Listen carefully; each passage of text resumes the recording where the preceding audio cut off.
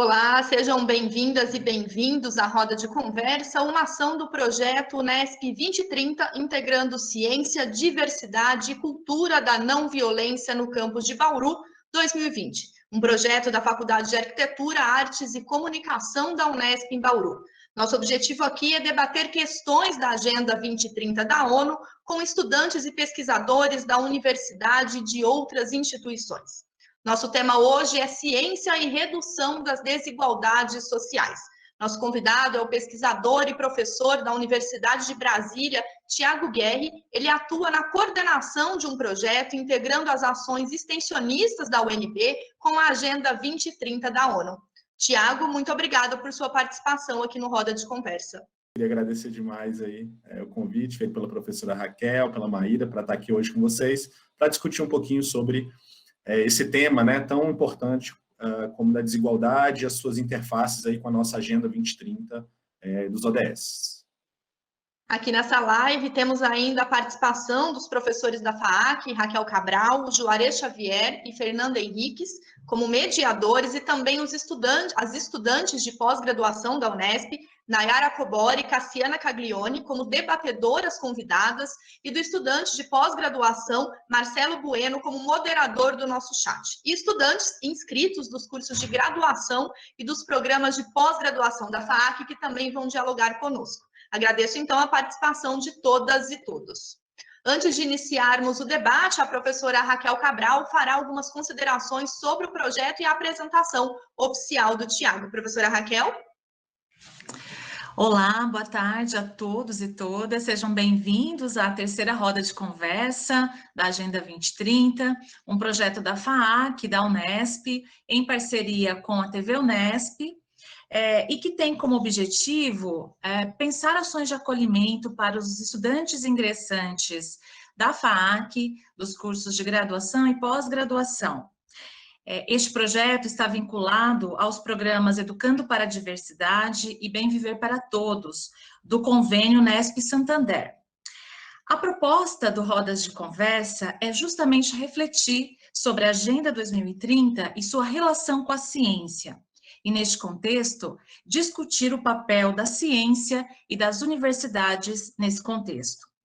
Especialmente no momento de ataques sistemáticos às universidades e sobre a discussão da relevância da ciência frente às problemáticas sociais da atualidade e sua efetividade para propor ações para a redução das desigualdades sociais, e especialmente no momento de crise da Covid-19, hoje vamos discutir o tema Ciência e Redução das Desigualdades Sociais, ODS 10, com o Tiago Guerri. O Tiago é formado em Relações Internacionais, professor do Instituto de Relações Internacionais da Universidade de Brasília e também é coordenador do Programa Estratégico UNB 2030, Sustentabilidade e Desenvolvimento Inclusivo, uma iniciativa da Universidade de Brasília que tem como objetivo buscar o alinhamento das ações extensionistas da universidade com a Agenda 2030. Ele trabalhou na Presidência da República entre 2012 e 2015, na Cooperação Internacional Federativa de População e de Desenvolvimento. Atualmente desenvolve pesquisas sobre a Agenda 2030, os BRICS e Objetivos de Desenvolvimento Sustentável, ODS, e seu alinhamento com a educação. Ele integra a Rede Universidades 2030, uma iniciativa recente, pioneira, que busca estabelecer rede de universidades brasileiras para alinhamento da extensão, ensino e pesquisa com a Agenda 2030. Tiago, agradecemos a sua participação e agora é com você. Muito obrigada.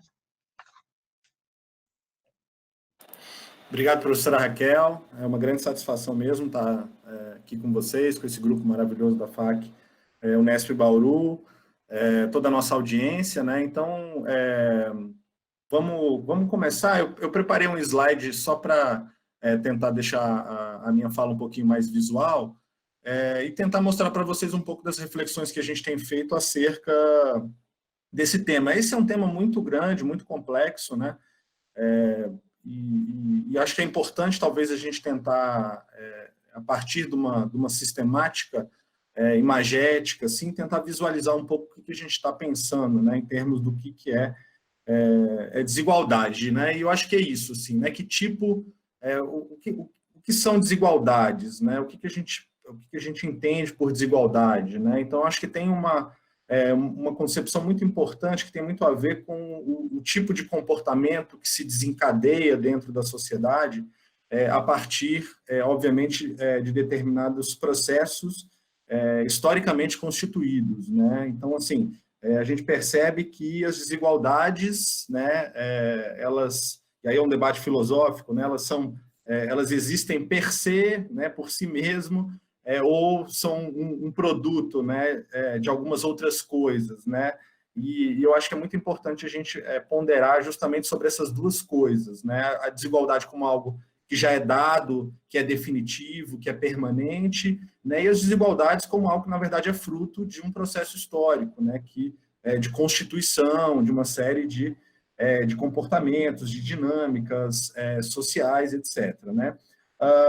E aí eu qualifico, então, essas desigualdades a partir de 3 aspectos, né? Então, é muito numa condição de dinâmica rizomática, né? Ou seja, as desigualdades, elas criam, de fato, uma espécie aí de raízes, né? Então, elas vão acabar sustentando um conjunto de estruturas bastante importantes para definir, obviamente, o tipo de diferença, por exemplo, que a gente tem na sociedade internacional e nas sociedades no âmbito nacional e no âmbito local, né? Então, ela cria raízes, elas perduram e elas sustentam essas estruturas. E aí, quando a gente pensa, então, nessas desigualdades estruturantes, a gente está muito pensando em algumas discussões que, inclusive, foram feitas aqui anteriormente, por exemplo, né, quando a gente aporta uma discussão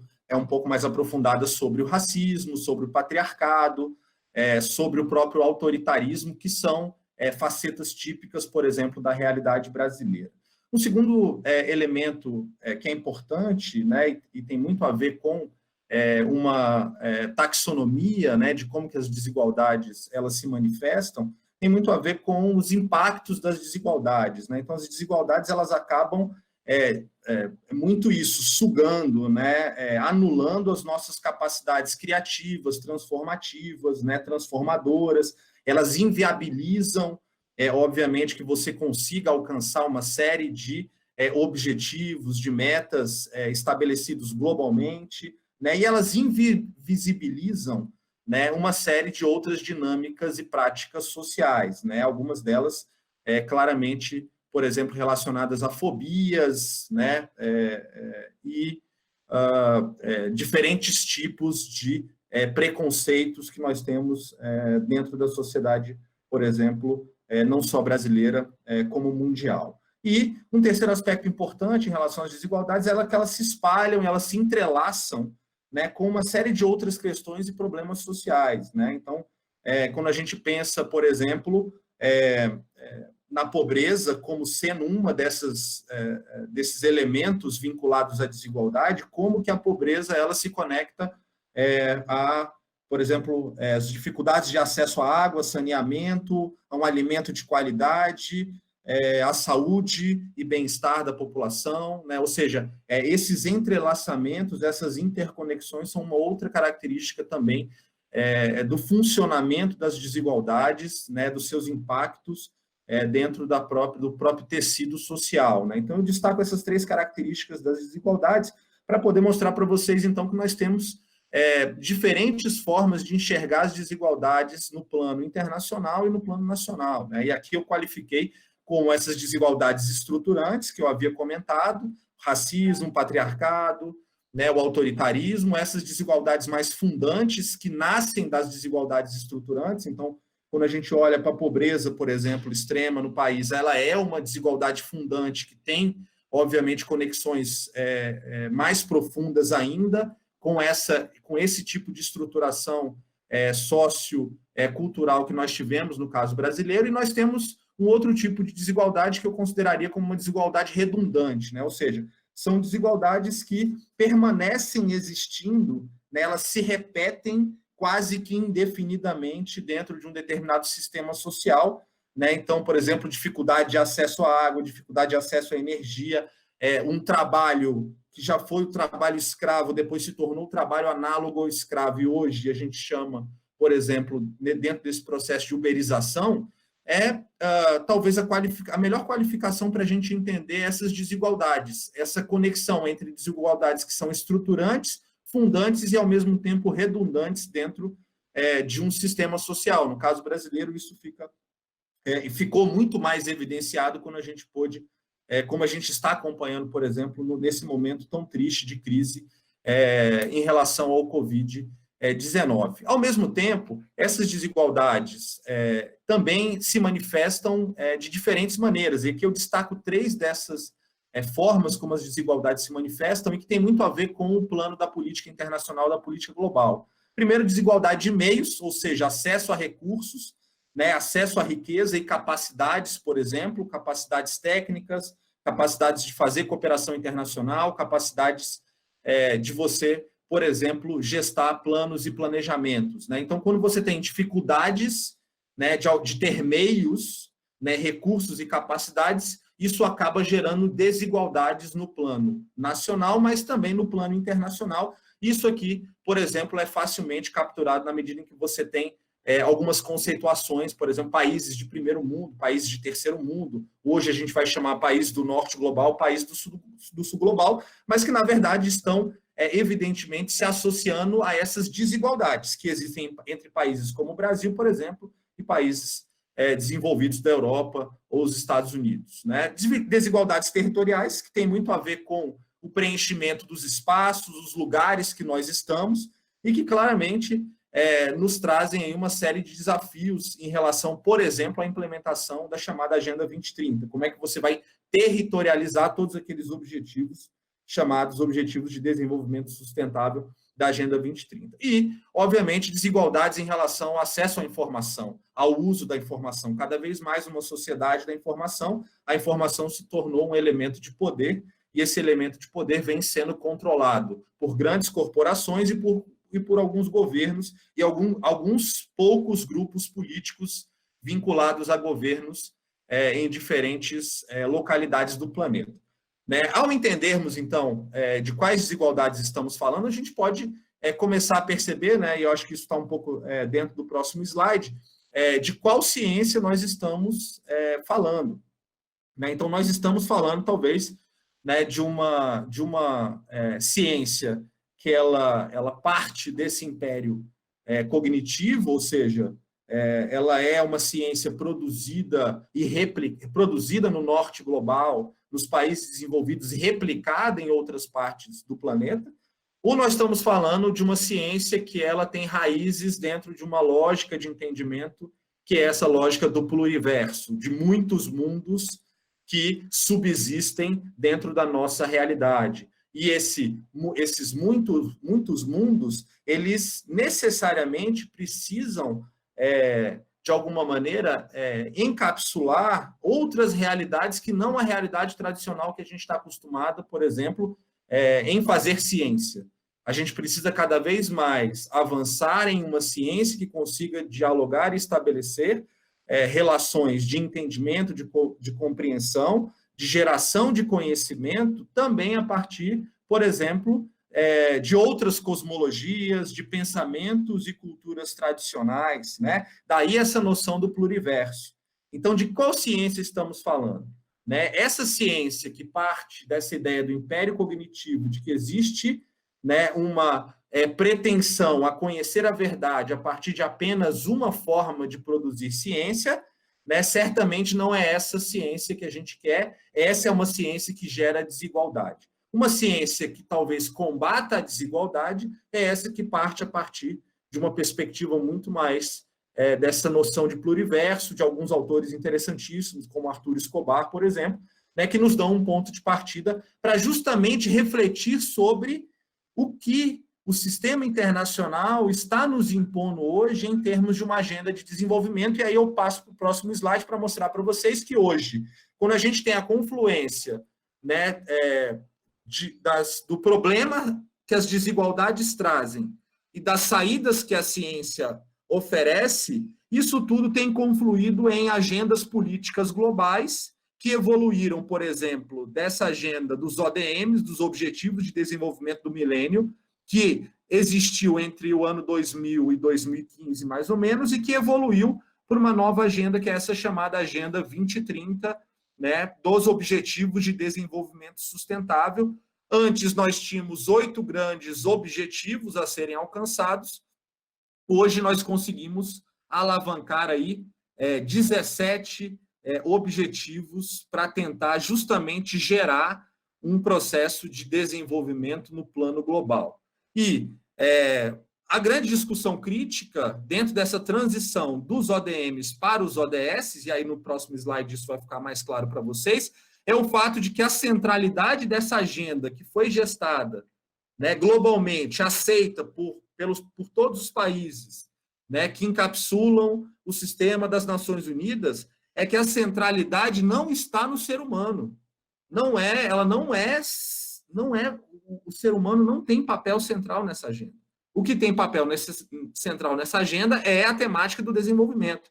Então, quando a gente fez uma pesquisa, e esse desenho aí, que parece um desenho, né, bastante simples, na verdade, ele é a leitura de todos os documentos já produzidos sobre a Agenda 2030 até hoje.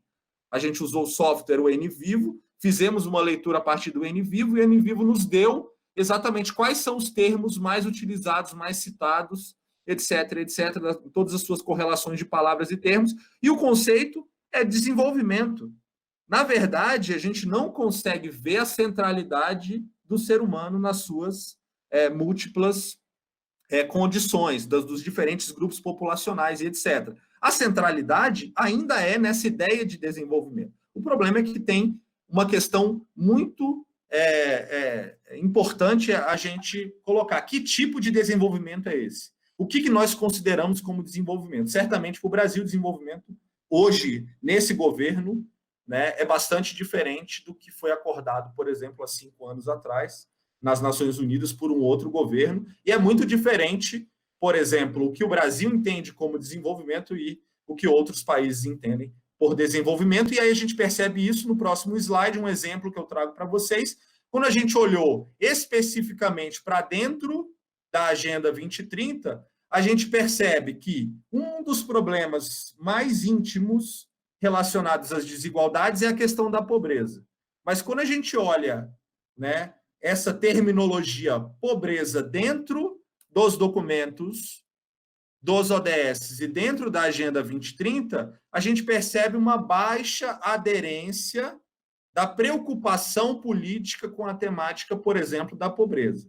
Se você tem uma baixa preocupação com a questão da pobreza, dentro de uma agenda que se diz uma agenda de desenvolvimento, é porque, na verdade, você não está, de fato, preocupado com as desigualdades. Então, aqui a gente percebe que a questão da pobreza ela está encapsulada numa caixinha, que é essa caixinha do ODS 1, erradicação da pobreza. Ali ela aparece. Em todas as outras caixinhas, que têm uma íntima relação com a pobreza, por exemplo, fome, saúde, educação, gênero, por exemplo, né, a pobreza não aparece como, né, um elemento sinérgico importante. E aí, por fim, só para a gente terminar essa primeira parte do debate, para mostrar para vocês que, quando eu tenho a centralidade das desigualdades, a minha preocupação é como que as desigualdades geram, na verdade, o quê? Insegurança. E essa insegurança tem muito a ver, obviamente, com grupos vulneráveis e vulnerabilizados, com o risco, por exemplo, né, do não acesso à água potável, à água e saneamento básico, que isso pode causar, as ameaças geradas, por exemplo, em contextos de conflito, a grupos populacionais, né? Então, hoje, por exemplo, há uma preocupação muito grande nesse contexto do Covid com as populações de imigrantes, né, que estão, por exemplo, posicionados em campos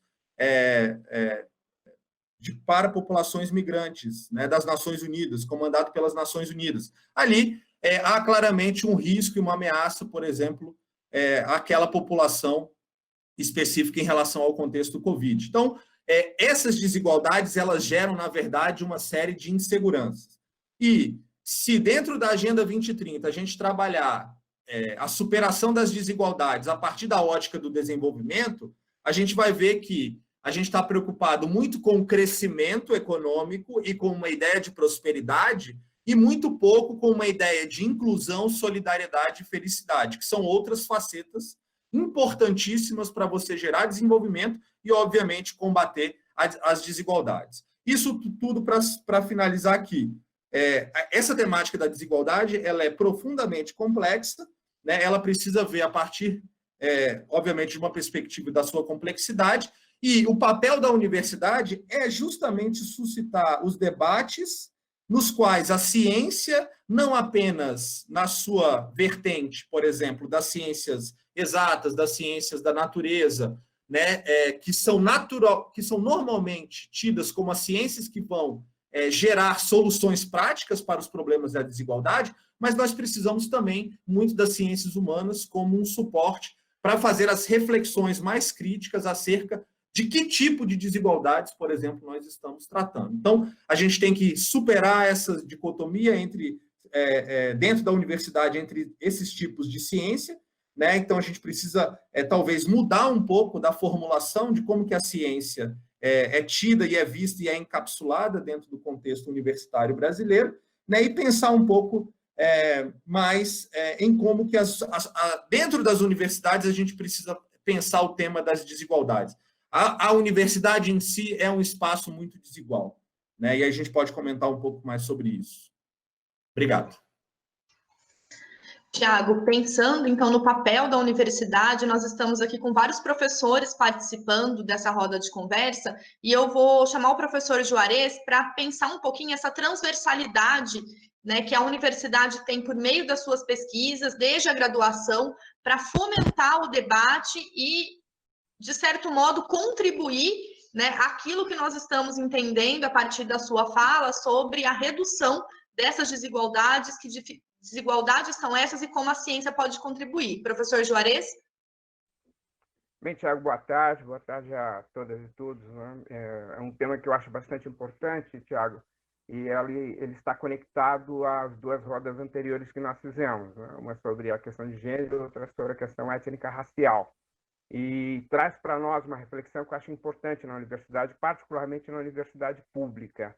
Há um estudo que, na minha opinião, mudou muito a percepção sobre a questão da desigualdade, que é um trabalho feito por um grupo de pesquisa francês, dirigido e liderado pelo economista Thomas Piketty.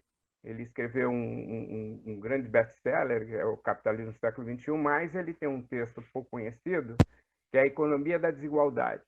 Ele levanta três questões importantes na reflexão que ele faz sobre a questão da desigualdade. Primeiro, que ela não é um fenômeno natural espontâneo, ela é um fenômeno construído. A desigualdade é um processo de construção, por opções feitas, em especial pelas políticas adotadas pelo Estado. Segundo, esse processo de construção da desigualdade tem implicações. Ele vai gerando desigualdades setoriais. Homens, mulheres, negros, pobres acabam tendo um papel central na distribuição assimétrica das desigualdades. E um terceiro aspecto que me parece importante, fundamental, é que ele vai apontar que a questão da desigualdade favorece um grupo pequeno de pessoas da sociedade, ou seja, ele favorece 1% da população mundial. No Brasil, seria em torno de 1,4 milhões de pessoas. Então, o grosso da população desenvolve suas atividades para atender a necessidade econômica de 1,4 milhões de pessoas. A Forbes diz que nós temos no Brasil 204 bilionários que têm acesso a quase 40% de toda a renda nacional. Então, o que eu quero perguntar para você é o seguinte: se a desigualdade é uma centralidade naquilo que você pensa do ponto de vista estruturante, do ponto de vista até da forma da organização da sociedade, por que ela é pouco estudada na universidade, né? Na universidade brasileira? Nós temos poucos grupos de estudos e pesquisa que têm se dedicado à reflexão especificamente da desigualdade. Primeira questão. Segunda questão, se ela é transversal e ela está em todas as áreas da sociedade, Porque muitos dos nossos estudos, em qualquer área, nas áreas exatas, nas humanidades, nas áreas biomédicas, porque poucos estudos incorporam a questão da diversidade na sua reflexão. Exemplo, vai-se falar sobre gênero e poucas vezes se fala sobre a assimetria que há entre gênero numa sociedade como a brasileira. Então, são duas questões que eu gostaria de ouvi-lo comentando, porque nós discutimos tão pouco isso na Universidade Brasileira e porque nós não conseguimos incorporar essa categoria importante da desigualdade nos estudos que nós fazemos em todas as áreas científicas do país.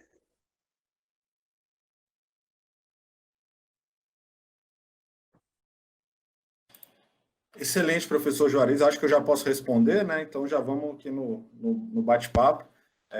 Excelentes questões, é isso. Eu acho que a gente tem na mão um super problema, né? Desigualdade é um super problema, né?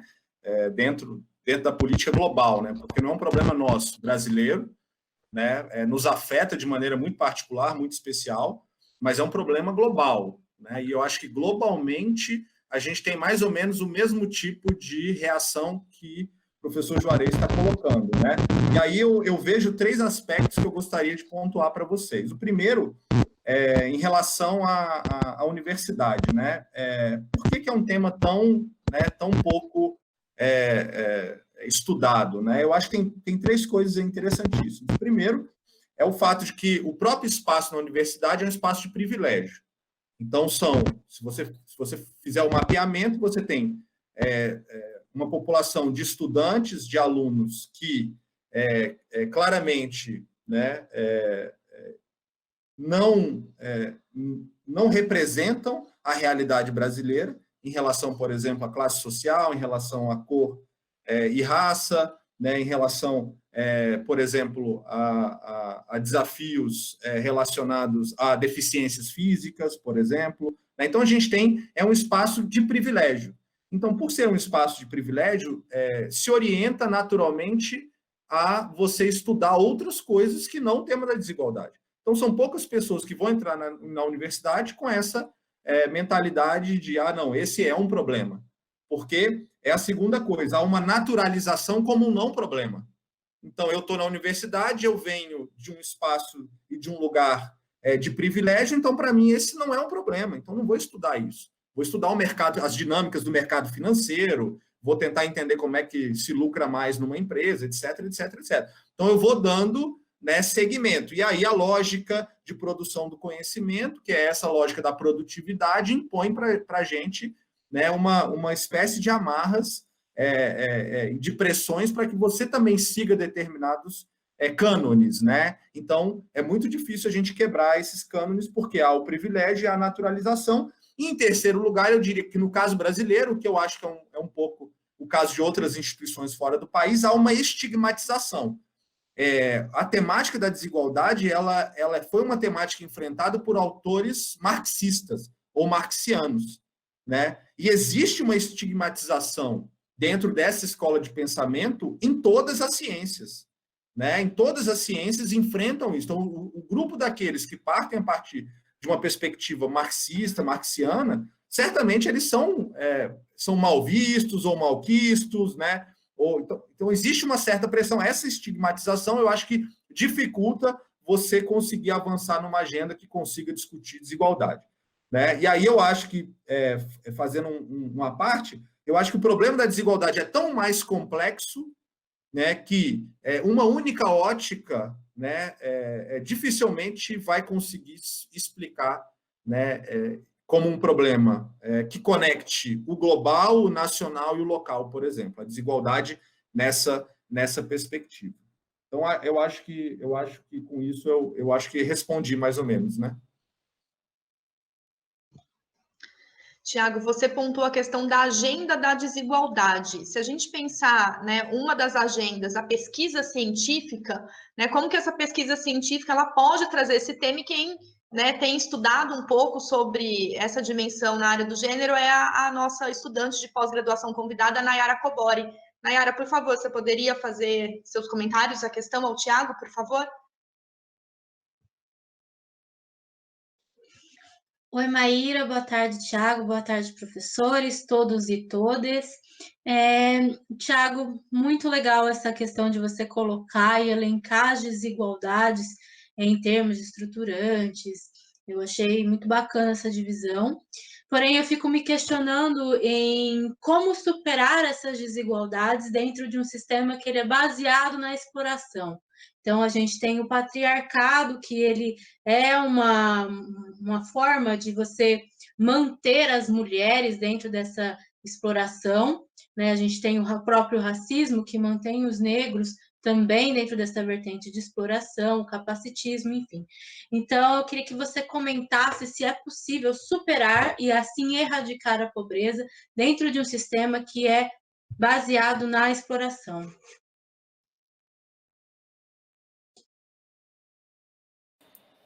Perfeito, acho que é uma questão bastante também profunda, né, existencial, brincaria que é uma questão de $1 milhão, né, se a gente, quem souber a resposta, eu acho que, né, pode ganhar na loteria aí, com certeza.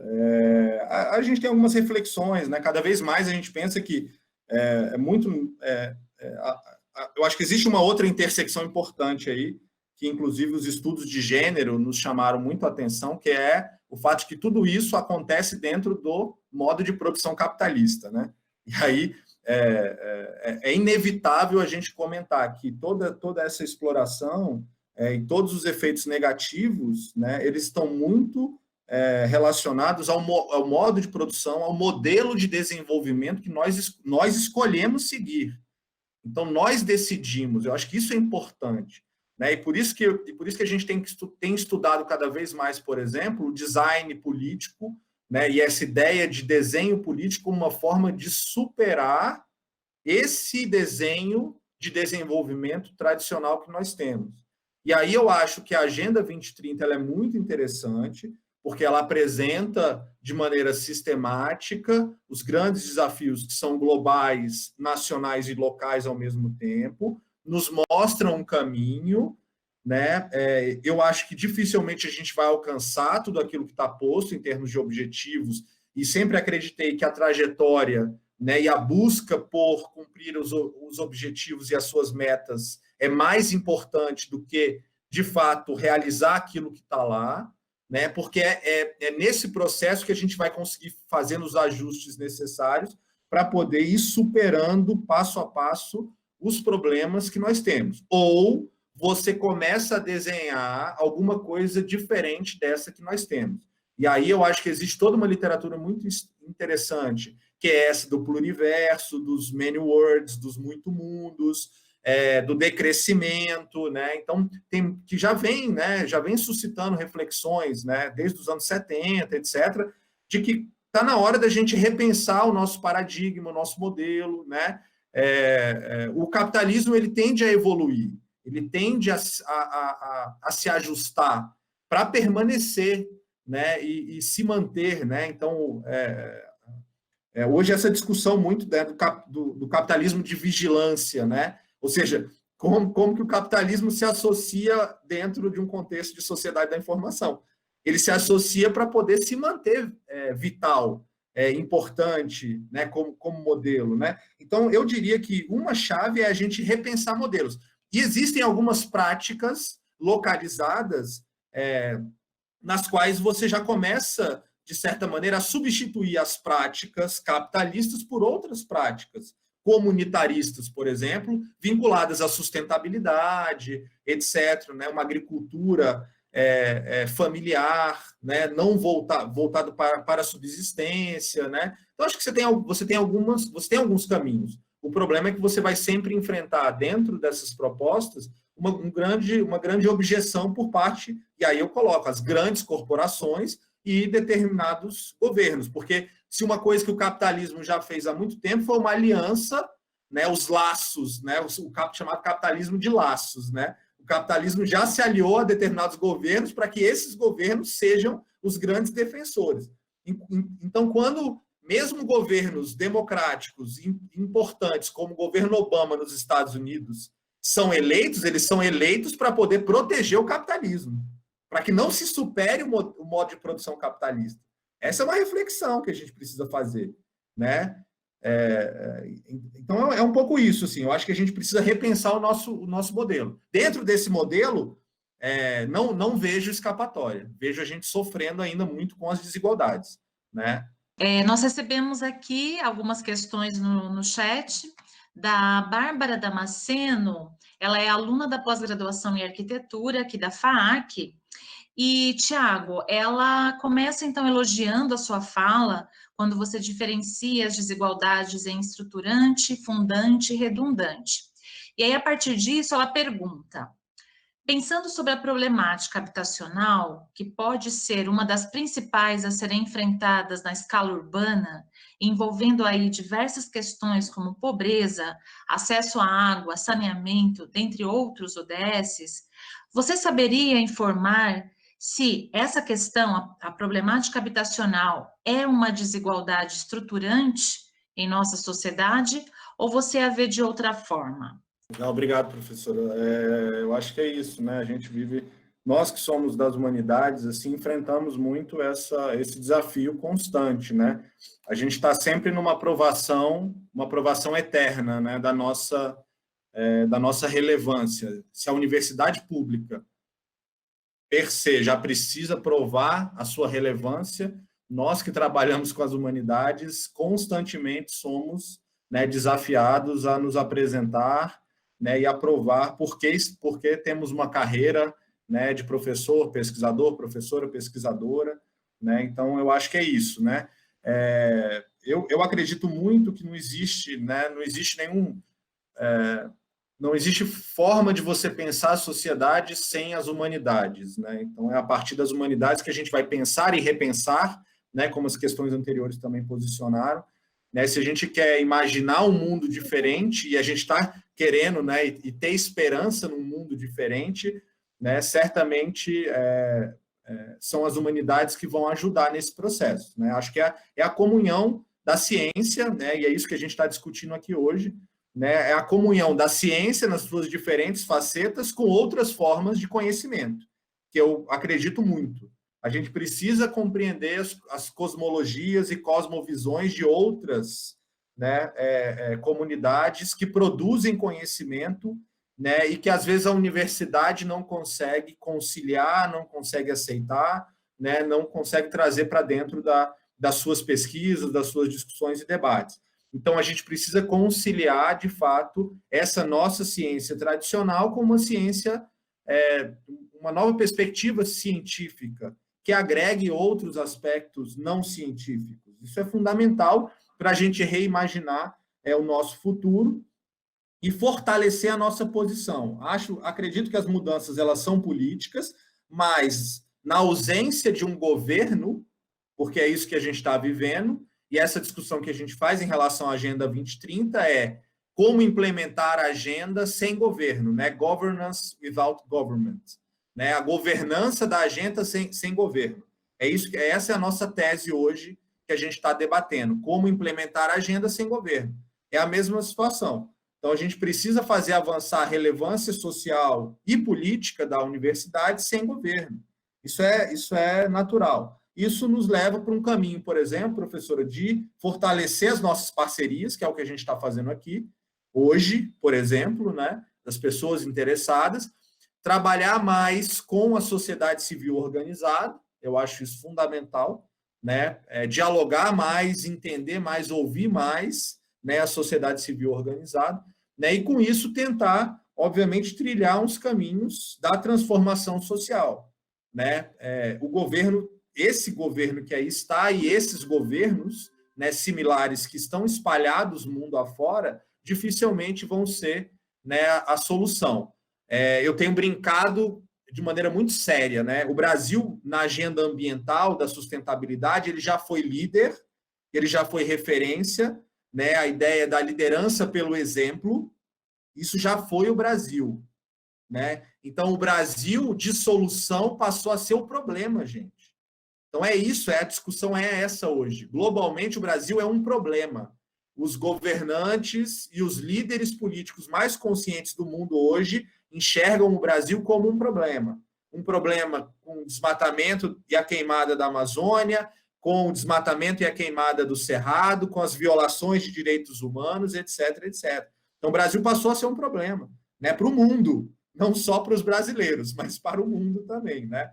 Então, mas acredito que é isso. Existe um caminho que é esse caminho da gente tentar conciliar os nossos entendimentos de mundo fora da universidade e também buscar as nossas parcerias para fora da universidade, extramuros, né? Eu acho que esse é um caminho, né, que a gente talvez tenha para valorizar o nosso próprio papel.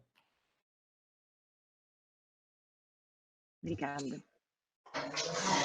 Tiago, pensando, né, no papel da ciência, como a gente tem apresentado e discutido aqui ao longo dessa roda de conversa, a professora Raquel tem uma outra pergunta que chegou aqui para a gente. Professora?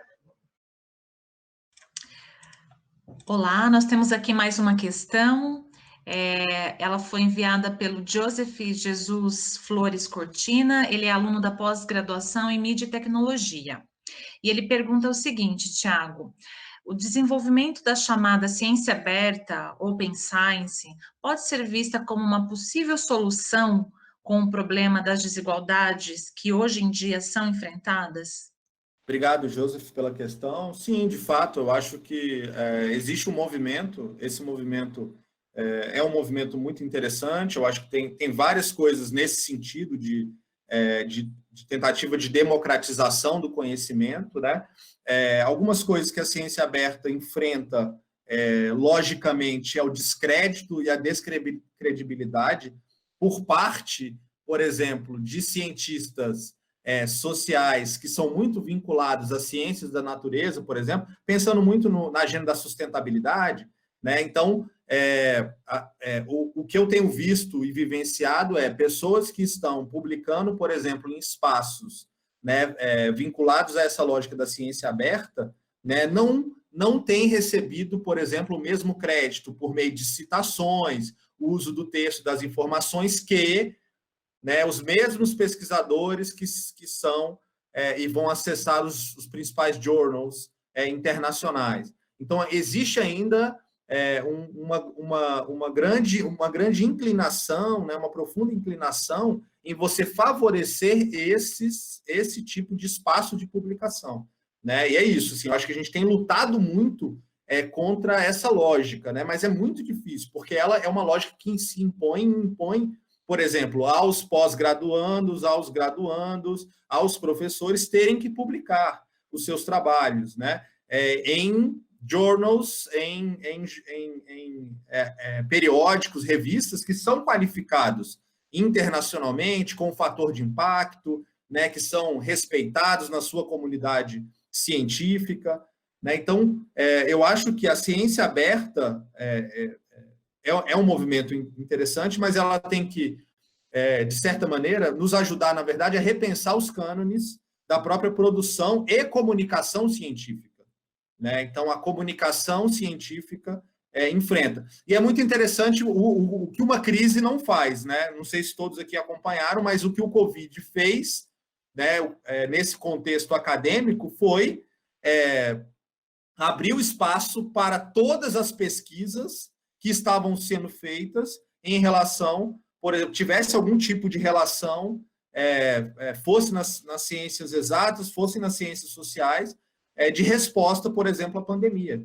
Então, se quebrando todo aquele cânone, né, que tinha sido construído para que você tivesse uma espécie de resposta emergencial na produção de conhecimento nesse contexto do Covid. Quando, na verdade, esse deveria ser o novo normal.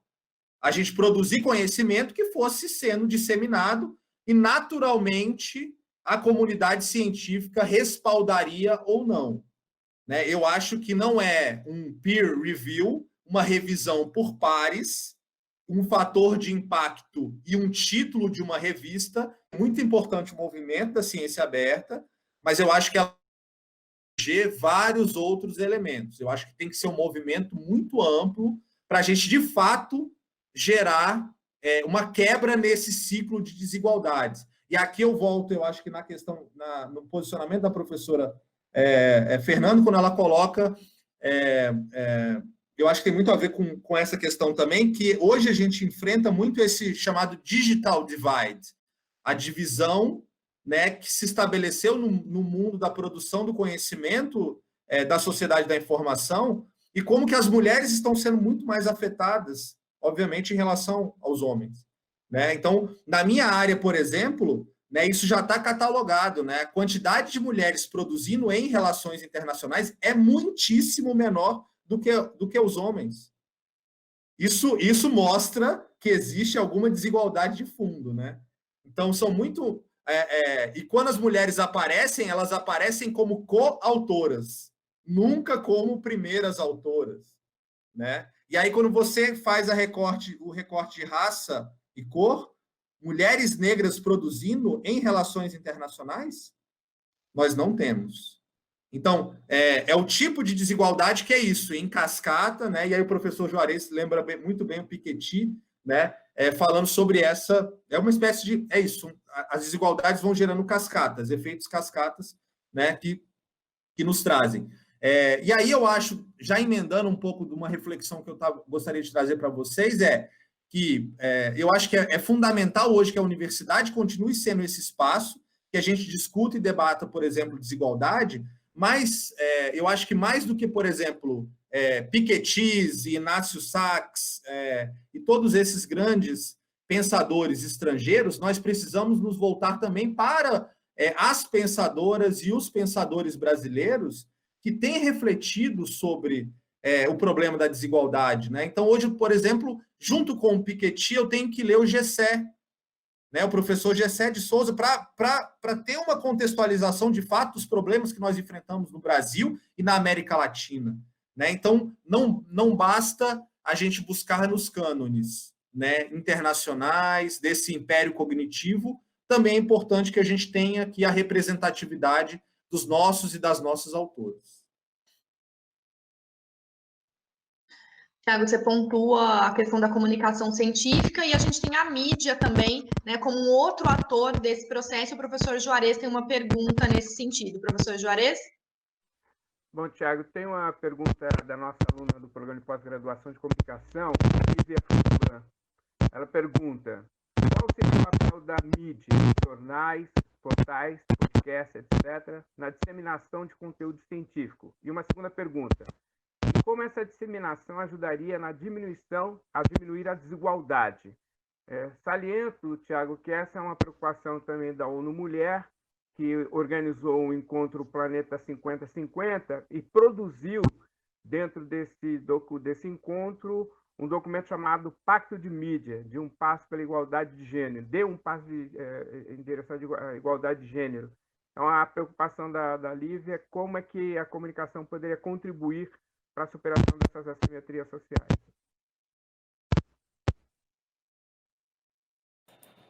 É uma excelente questão, né, da Lívia, queria agradecer muito. Também é uma outra preocupação que a gente está colocando cada vez mais dentro das nossas reflexões sobre a Agenda 2030, qual é a melhor forma da gente comunicar, né, as temáticas, as múltiplas temáticas, as múltiplas questões, né? E aí eu vejo que as mídias sociais, naturalmente, elas entram com muita força, né? Então, cada dia a gente esbarra com uma ferramenta nova, diferente, que é produzida nesse contexto de sociedade da informação e que ele foi pensado, ou seja, desenhado para uma coisa, mas que, por exemplo, para comunicar sobre a Agenda 2030 e problemas das humanidades, como as desigualdades, ele é fenomenal, né? Então, por exemplo, aqui na Universidade de Brasília, uma professora, um conjunto, né, um grupo de professoras do Instituto de Letras, juntamente com parceiros internacionais, construíram um glossário simples sobre o Covid, os principais termos que a gente está ouvindo falar sobre o Covid.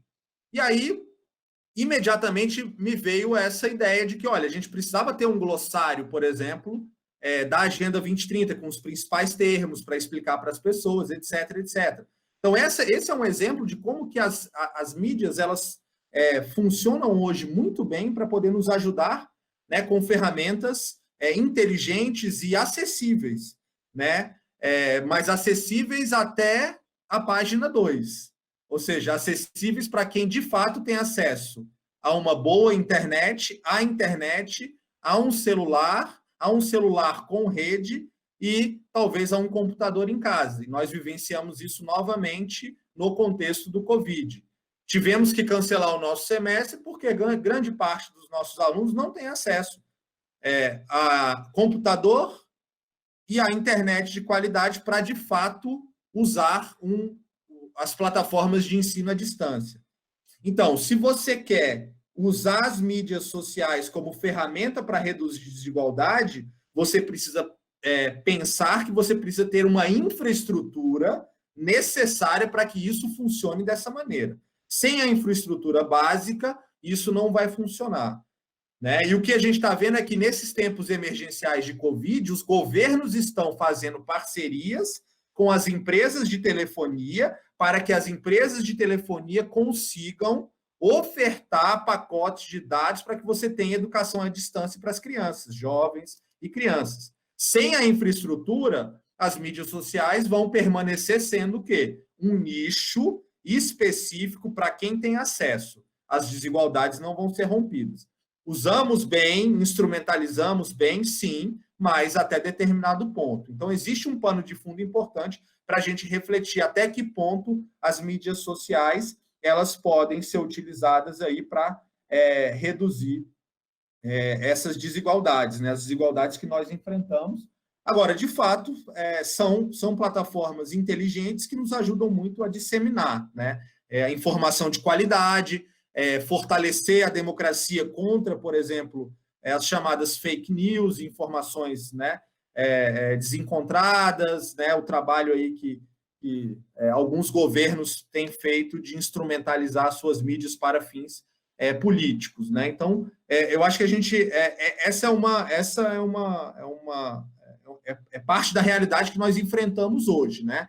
Existe um potencial muito grande que vem sendo feito para fazer o bem, mas eu diria que também existe um potencial aí para você instrumentalizar um pouco para o mal, né, no sentido de usos indevidos, abusos, etc, etc. Então, tem que haver, para isso que a gente tem as humanidades, né, para pensar a ética, né, por trás do uso, né, das mídias sociais, da comunicação, etc.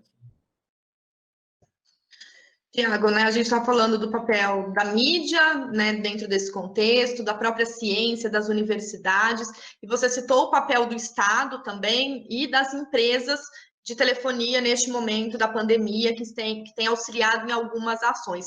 E a Cassiana Caglione, que também é aluna da pós-graduação da FAAC, né, tem estudado organizações, e ela tem uma questão para você dentro desse contexto. Cassiana? Muito obrigada, boa tarde a todas e todos, obrigada aí pela participação e por todas as contribuições. Como foi falado, junto com a professora Raquel, tenho me dedicado aos estudos das organizações, principalmente, né, da legitimação de algumas violências e desigualdades no ambiente organizacional. Como de repente, o pouco acesso a mulheres, pessoas com deficiência, negros, a cargos de alta direção, e não só isso, né, não só representando em questões de números, mas principalmente a questão da oportunidade de participação e decisão política nessas organizações. Também podem ser legitimados alguns discursos homofóbicos, racistas, enfim, e outras questões também, que vêm legitimar violências, né, e falta de direitos relacionados a meio ambiente, enfim. E aí a minha pergunta, então, para o professor, está justamente nisso, né, nessa influência que a organização pode ter. E aí a pergunta é a seguinte, de que maneira, então, a Agenda 2030, principalmente considerando essa parceria extramuros, como o professor falou, então como que a Agenda 2030, ela pode influenciar essas organizações a atuarem, então, no sentido de reduzir desigualdades e não legitimá-las? É isso. Muito obrigada. Obrigado, Cassiana. Eu acho que essa é uma pergunta das mais complicadas, né? pelo seguinte, né? Tem a ONU em si, né?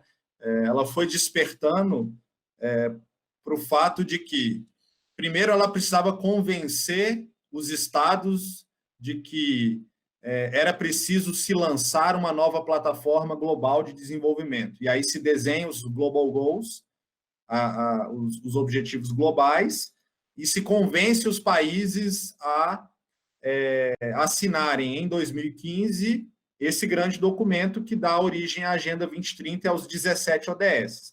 Nesse processo, você tem de tudo, né, em termos de debates. Foi um processo que correu de 2012 a 2015. Nesses 3 anos, vários debates interessantes surgiram e não houve consenso. Ainda que, por exemplo, vamos criar um ODS só para o oceano. Ok, não tem problema nenhum, mas o que vai ser? Vai ser isso, vai ser aquilo, ok, beleza.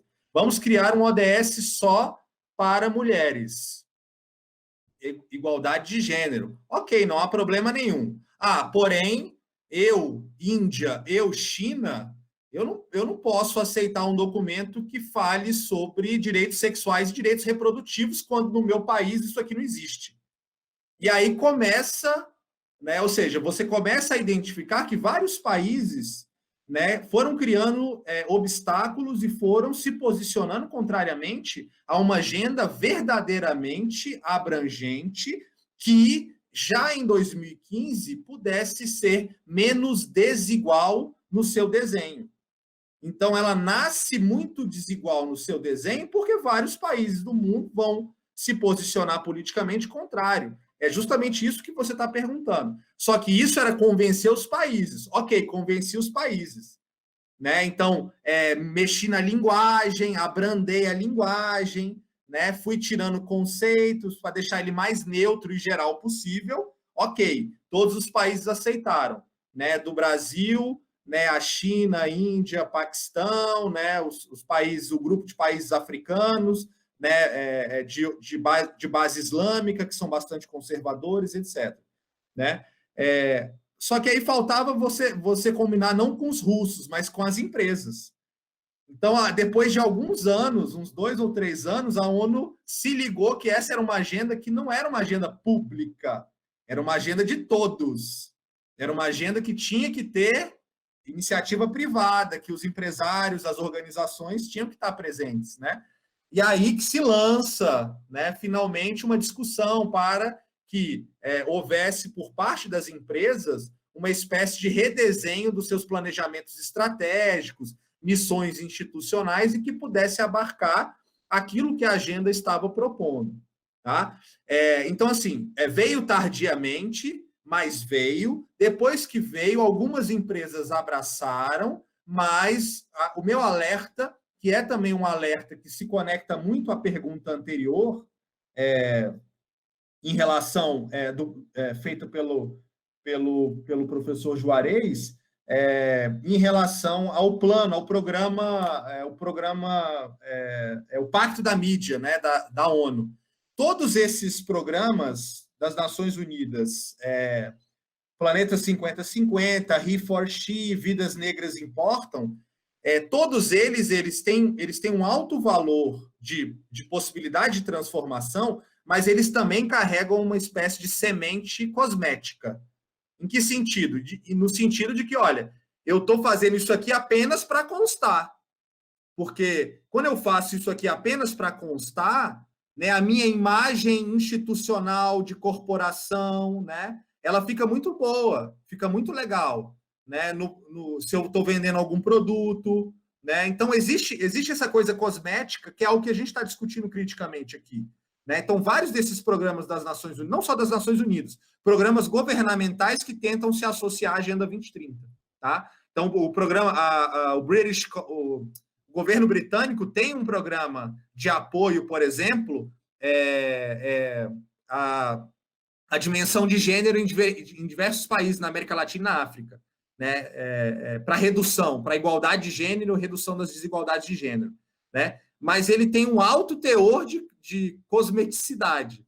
Ele serve muito para ser uma plataforma e os resultados eles ainda não são tão significativos e impactantes assim, em termos de redução de desigualdades. Ao mesmo tempo, eles controlam o processo. É muito interessante, porque eles escolhem, por exemplo, quais são as organizações sociais que vão receber recursos, por exemplo. Né? Então, existe uma certa aliança, né, entre organizações internacionais e as suas representatividades no plano social. Com as empresas acontece muito similarmente. Então, eu acho que é um norte, eu acho que é importante, mas a gente tem que criticamente avaliar o quanto que isso não tem sido tomado apenas como uma resposta cosmética, tá? Por parte das diferentes organizações.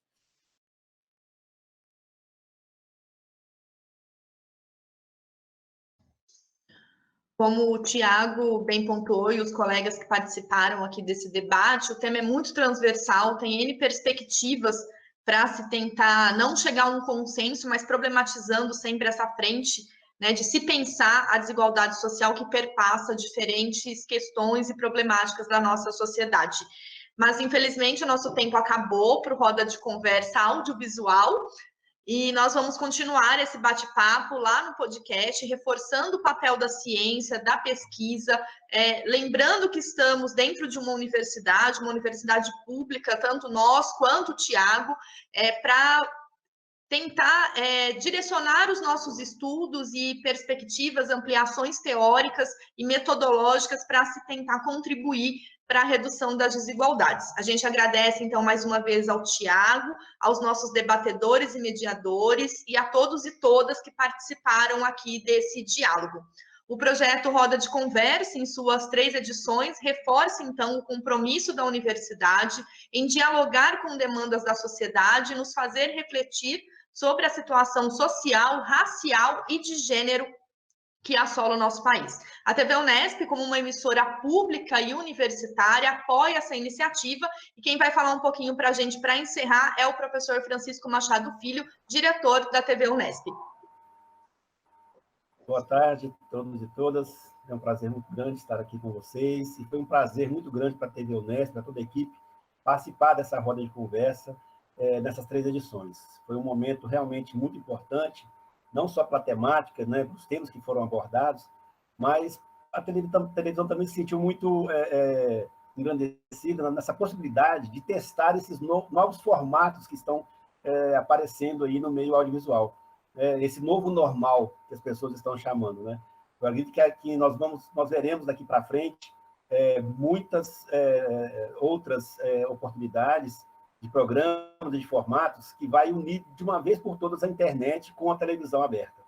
Então, a televisão ela se sente muito honrada em fazer parte, porque ela abarca 2 pontos muito importantes da TV pública e da TV universitária, que é essa experimentação de linguagens, e, ao mesmo tempo, trazer para a sociedade essas temáticas tão importantes que, às vezes, não tem um espaço aprofundado na mídia tradicional. Né? Então, nós somos uma televisão aberta, estamos também em Botucatu e Marília pela TV fechada, conseguimos aí levar para essas comunidades temas de muita relevância, com pessoas extremamente capacitadas, e que já faço aqui o convite para que nós continuemos com essas rodas de conversa em outras edições, até mesmo fora de uma pandemia, porque nós vimos que esse formato veio mesmo unir essa demanda que nós temos por informação de uma maneira não linear, como a televisão coloca, e experimental. Então, a televisão se sente muito honrada, agradeço o convite feito pela Ferdi, pela Raquel, e estamos dispostos a continuar sempre com vocês aí, contando com essa possibilidade de disseminar e divulgar esses conteúdos para a nossa comunidade acadêmica interna e externa. As 3 edições do Roda de Conversa você acompanha na programação da TV Unesp, também nas nossas redes sociais. Agradecemos o apoio do convênio Unesp Santander por meio dos projetos Educando para a Diversidade e Bem Viver para Todos, e a parceria de todos os programas de pós-graduação da FAAC, Arquitetura e Urbanismo, Design, Comunicação e Mídia e Tecnologia. Fiquem bem e até a próxima!